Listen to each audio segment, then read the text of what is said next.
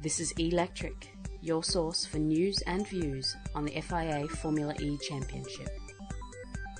Jean-Eric Vergne to drive for Andretti, racing in London goes full throttle, and Formula E gets a trophy of its own. I'm Janice Rochford with E-lectric news for the 12th of December 2014. I've got quite a few little tidbits for you as we prepare for this weekend's race. Round 3 of the championship takes us to sunny Uruguay and the picturesque harbour of Punta del Este.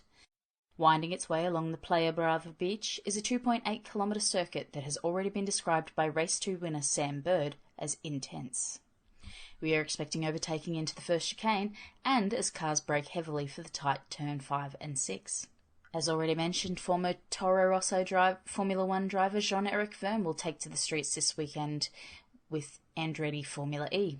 It is believed Vergne is also in talks to follow the team into IndyCar next season. Despite never having driven the Spark Renault before, Vergne is confident he will adjust quickly. Toro Rosso's 2014 car looked almost as twitchy as our beloved Formula E cars, so we have a feeling Jean-Eric will feel right at home. Vergne replaces Charles Pic and Matthew Brabham in the ongoing game of musical chairs for Andretti's second seat. Mexican Salvador Duran was a surprise addition to the Amlin-Aguri team for this weekend. Duran last raced single-seaters in the now-defunct A1 Grand Prix series. He replaces Brit Catherine Legge for the weekend. In other driver news, China Racing have confirmed that test driver Antonio Garcia will actually race this weekend. As we reported previously, he will replace Ho Ping Tung, as Tung is unavailable due to his Asian Le Mans series commitments. Tung recently won the Shanghai leg of Asian Le Mans. He and OAK teammate David Cheng secured fastest lap, pole position and the race victory to wrap up the weekend hat-trick. Wandsworth Council has given its approval for Formula E to race on the streets of London.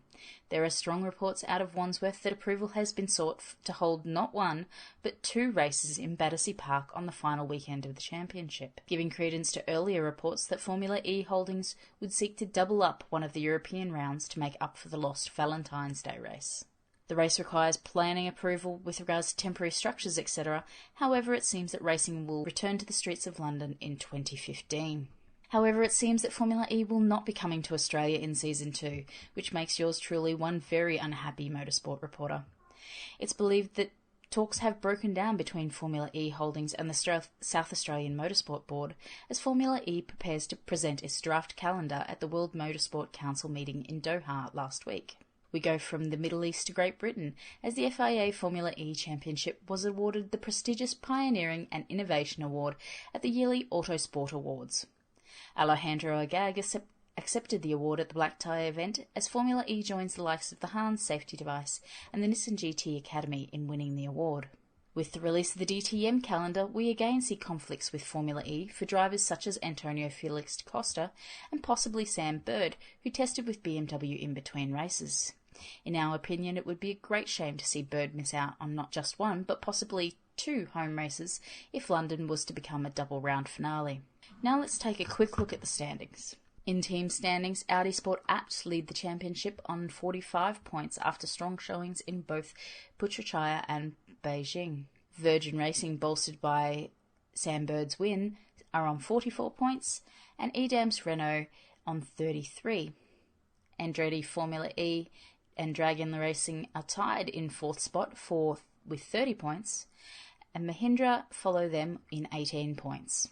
Amlin-Aguri have just 6 points out of the first 2 rounds, followed by China Racing on 4, Venturi on 2, and Trulli yet to score a point.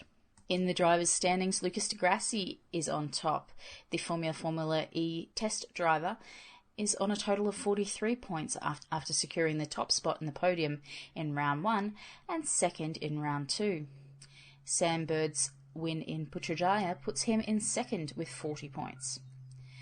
Frank Montagny, Nicola Prost, Jerome D'Ambrosio and Karun Chandok are all next with 18 points.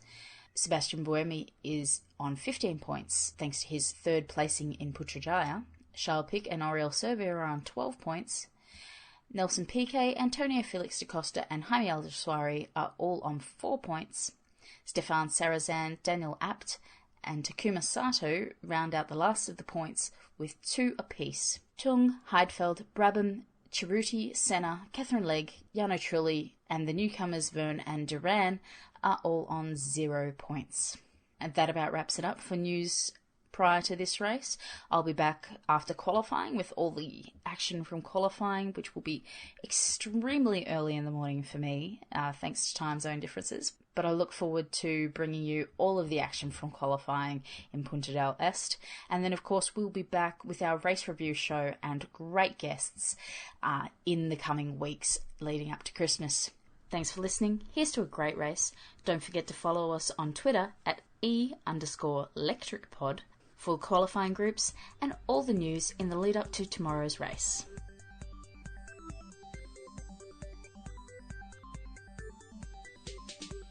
At E-lectric, we welcome your feedback and inquiries. You can reach us on Twitter at E_lectric pod. That's E_lectricpod, or via email podcast@e-electrified.com. All music courtesy of Kevin McLeod at incompetech.com. Additional audio sourced under fair use. See show notes for sources. E-lectric and its presenters are in no way employed by, affiliated with, or endorsed by the FIA. All views expressed are those of the presenters and represent neither technical nor legal authority.